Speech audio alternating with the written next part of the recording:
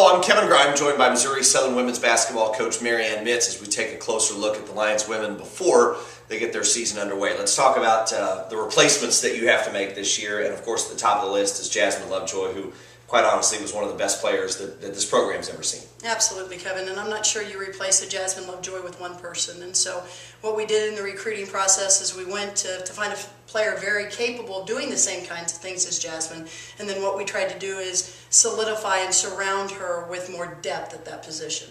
So what are some of the strengths of this year's team as you see it right now as we're just starting practice? Well, I think a couple things. I think our depth is better. I think that our height in our post game is better. I think we're bigger, we're stronger in the post.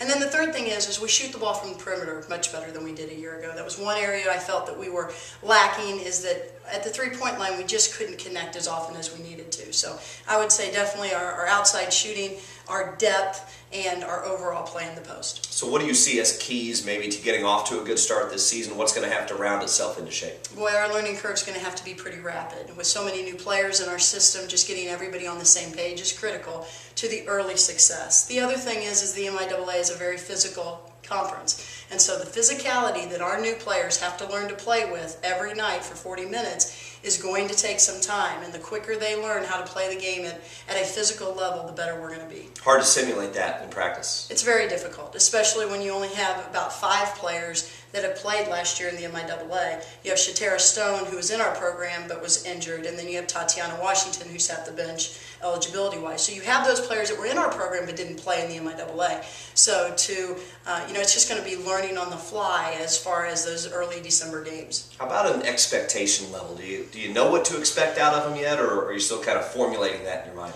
I think every year our expectations are the same. I think that we have always said we wanted to finish in the top 3 in the league like we did a year ago. That allows you to be in a bid for the NCAA tournament, and it also allows you to have a shot at a conference championship. We will keep those same goals in mind.